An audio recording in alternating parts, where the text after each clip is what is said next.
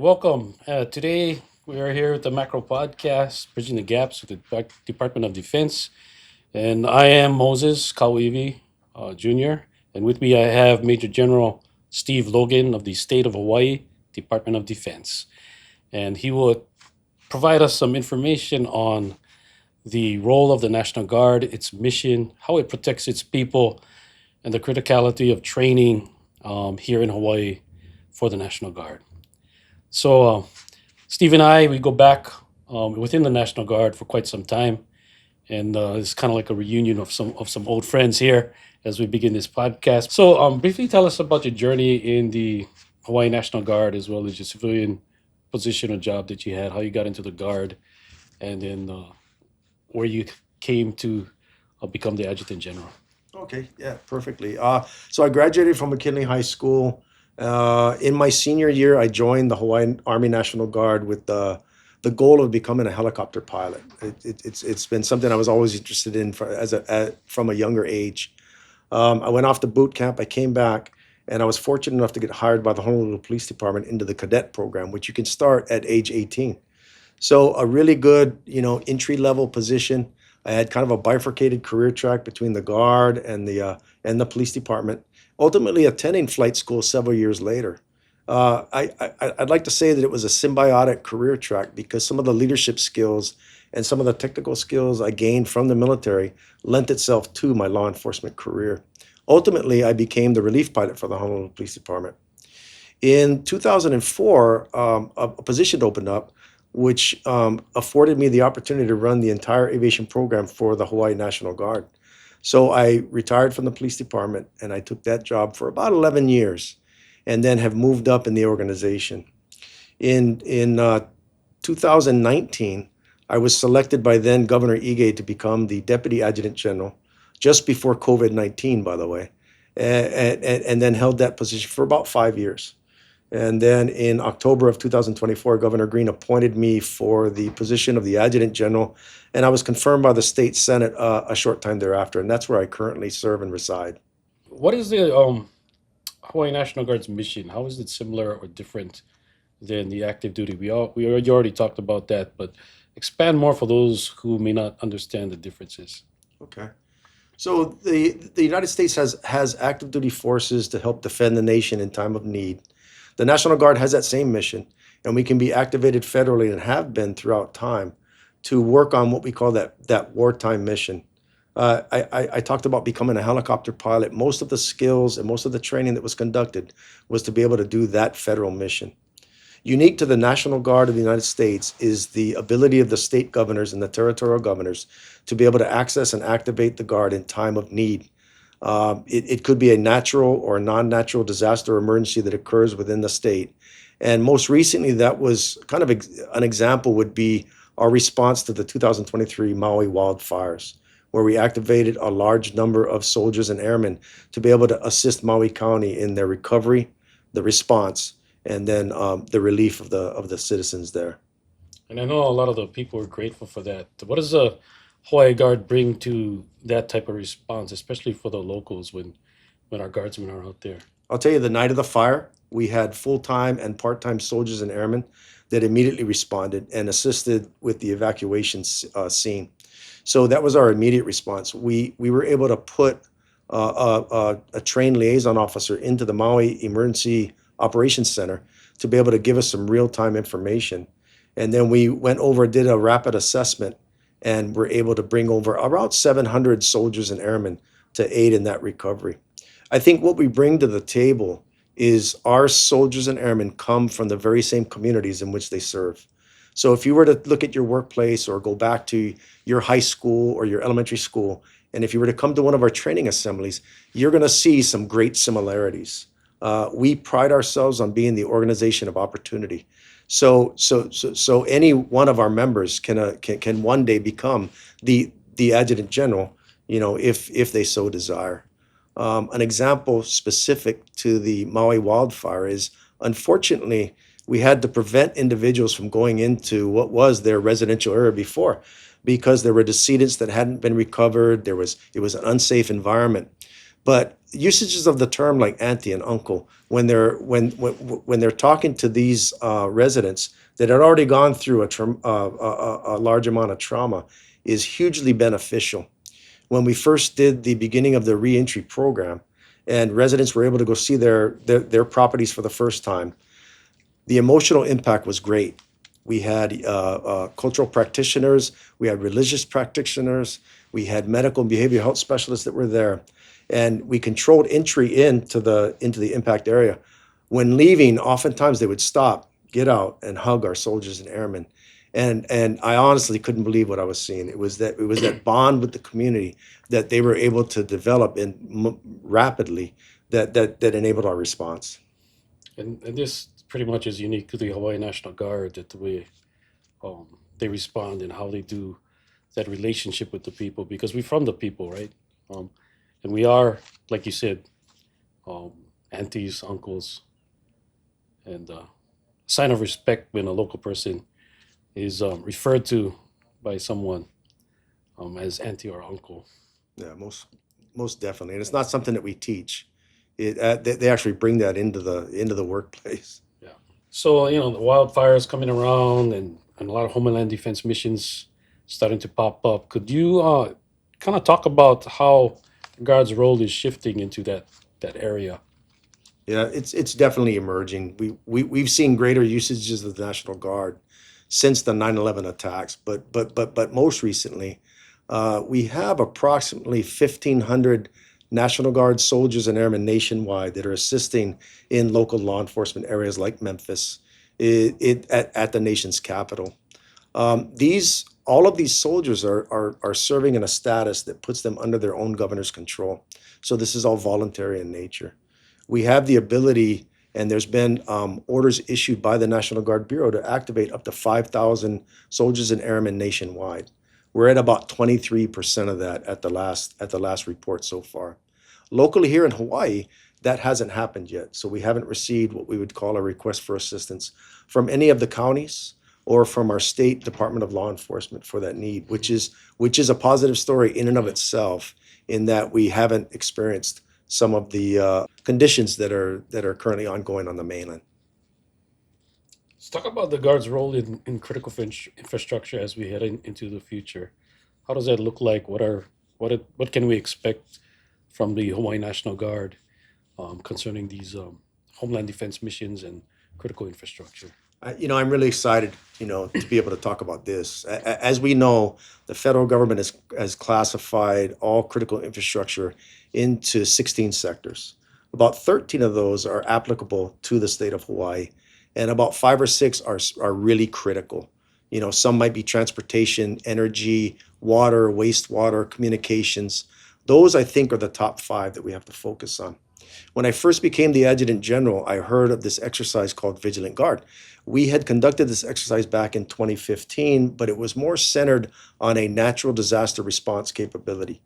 Uh, uh, Most recently, that exercise is being morphed into something more close to Homeland Defense. And as we know, Homeland Defense starts with it being able to continue operations within our communities and our government. Many of the critical infrastructure sectors are not government owned, so they're privately owned. So it requires a relationship to be built, trust to come out of that relationship, and then being able to anticipate the needs of each of those critical infrastructure sector holders. As early as this morning, we just had a major planning conference to execute Exercise Vigilant Guard 27 in Hawaii in June of 2027. Participatory in that entire conference was all the counties were represented, most of the state agencies, and a lot of our federal partners are going to be able to help us be successful in this mission. That's awesome. So why do you think we should be the average person in Hawaii should think that something like Vigilant Guard is important for Hawaii? I think our two things really. It's our archipelagic construct in which we're separated by bodies of water. A lot of states they don't experience this. Our geographic separation from the continental United States and other areas where relief can come rather quickly. So we're relatively isolated.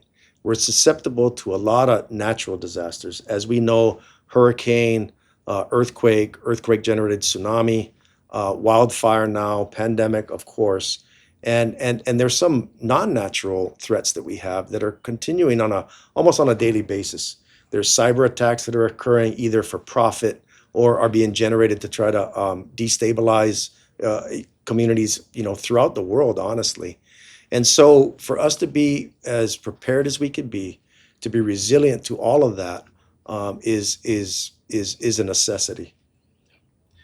So part of that is guard training. Our soldiers and airmen, they need the best training possible. Part of that includes like, readiness training, live fire training, and going on live fire ranges and even on the places like Puakalo training area. Mm. In simple terms, why is live fire training essential to our soldiers and airmen, and what does it bring to increasing our readiness for our soldiers as well as the Hawaii National Guard? Yeah, that's another good question. And as I stated earlier, our soldiers and airmen are held to the same standard to be able to do that federal mission, that wartime mission. A lot of that requires the ability to combine what we call fire and maneuver. One of our major formations within the Hawaii Army National Guard is an infantry brigade combat team that is deployed several times for the needs of this nation. Um, Live fire in integrated training, it cannot be done on a tabletop, on a map, or in a simulation device. It requires close integration and separation. And then there's no way to really simulate the impact to the leaders that are on the ground with regards to the effects of the live fire activities that are occurring. That could be noise, it could be smoke, it could be just the sheer feeling. Yeah. And the unfortunate truth is that we live in an unstable world. As we look at what's happening in Ukraine or some of the instances in the Middle East, and most recently in Venezuela, not to mention some of the friction points that are being seen within the South China Sea, Korea, or some of the rhetoric that surrounds Taiwan, we will not have the time to train to the degree that we need to be trained if we wait until the negative impact happens. So our requirement is to always be ready. Oftentimes people ask me, they say, well, what is being ready and ready for what? And like I've just described, it's ready for anything. Anything. Anything natural that would occur out here, hurricane, tsunami, wildfire, everything that we've already experienced. And some of it is combat training that we've already had to do on several deployments for the majority of our units. That's just on the ground side. On the air side, many don't know that the Hawaii Air National Guard maintains the security and surveillance of the airspace that surrounds our state. And not only does that mean, so they man radar sites that constantly scan the skies. Those are your Air National Guard airmen that are there 24/7. And then we maintain fifth generation fighters that are fully fueled, fully armed, and are ready to respond to prosecute or look into any kind of aircraft that are penetrating our airspace. So that's a skill set that they can't wait until it's needed to be able to train to. They train to it every single day. Yeah. So some people worry about the safety of live fire training and how it affects the just the community in general. So from your perspective, what protocols or procedures are in place that really ensure that live fire is no significant threat to our communities? Yeah, so we're very fortunate here. We work very closely with the United States Army Garrison Hawaii and any of the range complexes like Puakaloa Training Area or the East Range Complex up at Schofield Barracks. We follow to the letter their standard operating procedures and their guidelines to be able to utilize those training areas. Internally, we focus on risk management anytime we incorporate live fire into our training. And so they do a deliberate risk assessment. We establish controls after the hazards have been identified, and we designate a supervisor to constantly supervise those controls, and we modify as necessary as we go throughout the training event. Afterwards, we conduct what we call an after-action review. So we look at what we did and what could be improved, and then we apply those improvements. Fortunate for us, we have trained in the same live fire training areas year after year after year. And we've been able to effectively do that without negatively impacting the environment or creating undue risk to the community. Yeah, talk about you mentioned about environment. Talk about the Hawaii National Guard and State Department of Defense and their environmental programs and what they do for the state of Hawaii. Yeah, we are fully committed to that. I have a couple of examples. We actually were selected for, competed for, and were awarded a national award for our method to get after some invasive species that had infiltrated one of our training areas on the island of Hawaii. And we contracted with a local vendor, and he came in with his goats, and the goats were able to eat up all of the invasive species. And because of the digestive system of the goat, afterwards it doesn't spread the seeds, so it doesn't proliferate the invasive species anymore. And for that innovative approach, we received an award. We open up our lands for scientific study by the University of Hawaii and others for things like any impacts to the Hawaiian hoary bat, or we fully participate in studies to help prevent the proliferation of rapid ohia disease. And we ensure that we are fully compliant every time we move pieces of equipment between the islands, that we're not moving or migrating members of the little fire ant community. Yeah. And so we enjoy a environmental section on the federal side for both the Army and the Air National Guard that ensures that we're fully compliant with environmental requirements. That's awesome. So, what have you seen recently that makes you especially proud of the Hawaii National Guard? I I can't I can't really talk enough about the our response to the Maui wildland fire or the Lahaina area. The the Hawaii Army National Guard had just come off of a very arduous and difficult training event in Louisiana. And Louisiana is inhospitable in the summer, as you well know, because you've been there. And most of our equipment was still being shipped back. In less than a week, the Maui fire occurred, Mhm. and we rapidly mobilized soldiers and airmen and did some of the hard work, which was to create a perimeter around the impact zone so that professionals could get in. And some of our Air National Guard soldiers participated in the removal of some of the victims of that fire. We worked very closely with local law enforcement. I was designated as a dual status commander. And as I made my rounds, I would visit with our soldiers and airmen, and I'd say, "Hey, weren't you just at JRTC?" And they say, "Yes, sir, I was." And I'd say, "Well, what are you doing here?" Because they didn't have to go.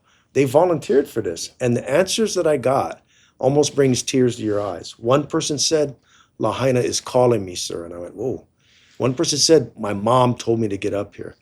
Another soldier said, "Hey, my wife told me I have to do something." And still another said, "I'm in the National Guard. This is what we do." Yeah. And you couldn't have pulled this off of a recruiting poster or anything else. This came from deep within.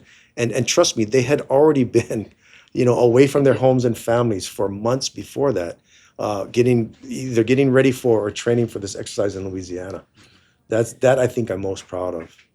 Yeah, that's awesome, and I feel the same way about our soldiers and airmen for being there for us in the community.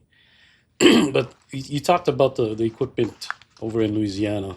Every time Hawaii has to go to some training, like the Joint Readiness Training Center, most of the time we have to ship our equipment there.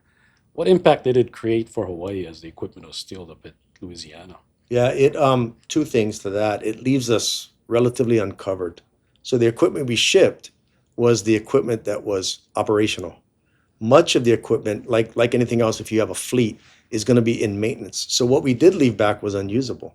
So it left us without the appropriate levels of equipment to do an adequate response. The second part of that is it's very expensive. In this case, it was what we call multimodal transportation.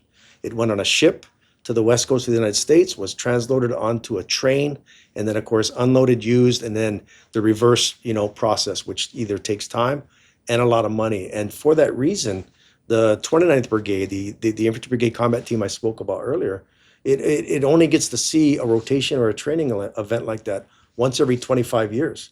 The irony is that the brigade commander who went through that was a private first class the last time the brigade was afforded that training I opportunity. remember.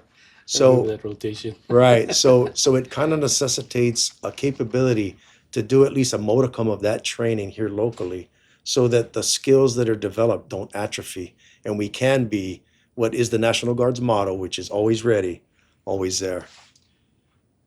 I mean, ideally, I don't know, it's a hard question to ask, but how do you see the Joint Pacific um, Readiness Center, JPMRC, um, helping in this area? And I'm a fan of that. I'm a close friend of the division commander, Jay Bartholomew's.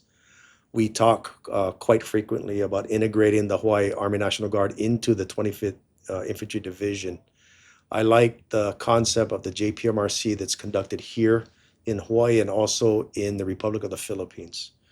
The Philippines, as you know, is our state partnership Yeah. program, the longest running state partner within the Indo Pacific AOR. And they are evolving and migrating to be more and more like the Army National Guard. So to be able to integrate reserve component, which is what we are, with active component forces into an environment like the Philippines with active and reserve component forces of theirs is just you can't even calculate the value of all of that. So I think what JPMRC will afford us is more what we call repetitions in training events that are complex, demanding, and will increase our proficiency. And your Ver- equipment will be here. and it'll be here. Our equipment will be here. Traditionally, we train in the summer, and as you know, summer becomes not only the traditional hurricane month or hurricane period, but also the wildland fire Yeah. period. So it behooves us to have as much capability here retained within the state at all times. So you mentioned about the relationship with the Philippines. Could you expand upon that, the Hawaii National Guard State Partnership Program, and the great relationship that exists between our foreign partners and the Hawaii National Guard? Yeah, definitely. The National Guard is the executive agent for the state partnership program globally throughout the world. We're fortunate to have two partners here for Hawaii. It's the Philippines and Indonesia. And as you might imagine, those are strategically placed out in the Indo-Pacific. About 27% of the Army National Guard here is of Philippine ancestry in one way or another. They've bought in some modernized U.S. designed and built equipment, in which case they didn't have the funding to get a robust maintenance package. Whereas we had been working on that same type of equipment, the Black Hawk helicopter, for greater 3 decades maybe.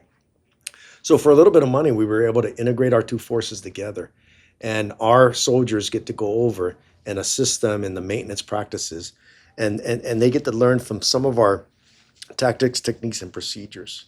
A byproduct of that is we showed them how to use our helicopters for wildland firefighting, which they hadn't done before with their Blackhawks. So they purchased the same type of bucket, and lo and behold, a big fire broke out near Manila Bay in a densely populated area, and they were able to rapidly start dropping water on it, and were able to recover from that with zero casualties. So they're very happy with that. Most recently, I talked about their reserve component and active component, integration. Well, that just started just before Christmas. So they announced the creation of the Philippine National Guard, along with the Second Infantry Division, Philippine Army, and they're actively training together, and that's where we're trying to marry up with the 25th Division. And so, seeing this accomplishment, what does that mean? How important is that, and how successful that is for us as a Hawaii National Guard or in the state of Hawaii to be part of this? Yeah, I think it's almost like a culmination, to be honest, and it provides us with even greater opportunities into the future. Their strategy has changed where they had a lot of internal defense problems. They have, there is some communism and some Islamic fundamentalism within that country, but now they're looking at more of the ability to defend the Philippines from external threats and friction points, as you might see in the paper and stuff like that. Um, like most nations, there's a finite level of resourcing to have a standing military in and of itself. And a reserve component force brings with it some economies of force. So they're by being able to integrate their active component forces with reserve component forces, they can bring the reserve component forces at a fraction of the cost to the same proficiency levels as their active component forces. There's a lot of different models of that as we've seen throughout the world. Singapore has a model, Taiwan has a model, but in this case, they're tending to track and look into the Army National Guard model that we currently have. And all I can say is I'm happy to help facilitate them to be able to see that journey to fruition. That's great. You know, the Hawaiian National Guard has done tremendous things, and for the most part, people really don't know um, details of how we train. And you mentioned some of that, but if you could invite every Hawaii resident into a training site for one day, what would you think would surprise them about how the guard operates? I think that they would be surprised, first of all, by the diversity that they're going to see. Like I mentioned before, if they go back to their high school days or if they have work in a large workplace, it'll look very similar, the exact same type of people. And then the second thing would be the ability of those soldiers and airmen to transition from their civilian job into almost overnight into a professional military force. And they would be amazed at what our soldiers can do and airmen.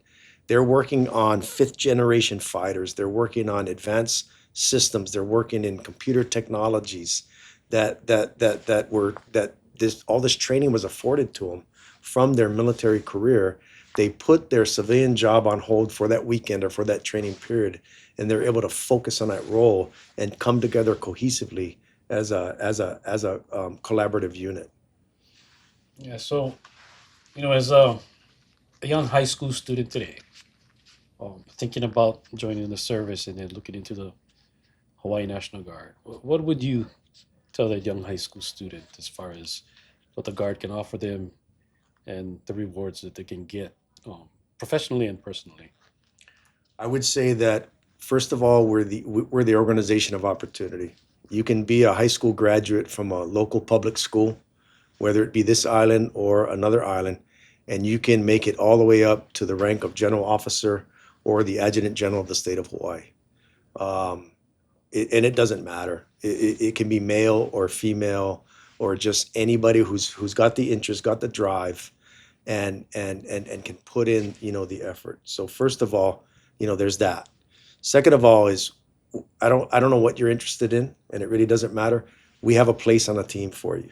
If you just come down and show interest, we will find something that I know you'll be interested in, and we will give you state of the art training up front, and and a part time paycheck, and the opportunity to serve your state, your nation, and your community. So you can leave service feeling very proud of what you've accomplished.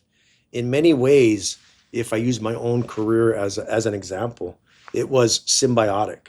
So by the time I became a sergeant in the police department, I was already a lieutenant colonel in the National Guard, and I was used to commanding larger forces. So it was very easy. By the time I became the relief pilot in the police department, I had already been a maintenance test pilot within the National Guard. So for very little training or funding, which was zero, I then was able to build out the Honolulu Police Department program. On the other side, my civilian job skills lend itself to the jobs that I've had. Upon deployment, was working with security forces of another country, and as they bring up some of their challenges, it's not foreign to me. And I could relate, interface, and we could learn from each other very closely. And that also transcends into our state partnership program nations. And we mentioned that the majority of our guardsmen are part time. They have their civilian jobs. We do have a full time force, but they really the bulk and the heart and soul of our our force is the part time soldiers who out there have a civilian job out there and work to make ends meet as well as serve their time in the guard. What is your message to some of the employers out there who may not understand the training requirements and the commitments that our soldiers make for the state of Hawaii and for our families? Yeah, I think the message I would send is we're hoping to enhance the product or the employee that you have. When you hire a member of the Hawaii National Guard, they are held to a certain standard. They have a discipline. They are drug free. They're physically and mentally fit, and they bring back to your workplace a certain amount of the skill that they picked up in their experience level in the National Guard. They have the opportunity also to have a somewhat of a medical care plan where they wouldn't have to get that from yours. And the last thing is we're very thoughtful about a deliberate training plan. So you should be afforded all the dates, all the known dates of the training that they will be participating in for the whole year. Now, what I cannot foresee or forecast is if we do have some type of an emergency.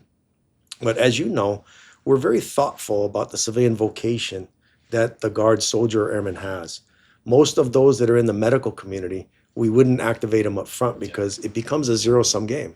We probably need them driving the ambulance or working in the hospital, the acute care centers, versus being with us. Many of the police officers, fire department, firefighters are the same. And so we try to eliminate them up front from the deployment and mobilization so that we can maintain that capability within the community and also within the National Guard. I know that's something that's always considered every time some type of emergency occurs. But as we close out, what are any final thoughts that you might have, and any messages that you want to leave with to the community as well as the people of Hawaii? Yeah, on top of thanking all our employees and definitely the Hawaii State Legislature, I have to thank the Commander in Chief of the Hawaii National Guard, the Governor of the state of Hawaii. Governor Green is always thoughtful and empathetic for all of my soldiers and airmen. And he's constantly asking me how they're doing and what can he do to make their lives just a little bit better almost every day. And in times of trial or challenge, he can often be counted upon to come out and visit with our soldiers and our airmen. He gives me a lot of leeway in how I can help train the Guard and in the mission sets that we do. And anytime we have a request for assistance from any of the county mayors, he is right on top of it, calls the mayor, and we have not been able to answer a call ever since I become the Adjutant General. That's awesome. Well, thank you for that, and thank you for participating in this episode of Bridging the Gap. And look forward to seeing the Guard continuing to grow and helping the people of Hawaii. Thank you.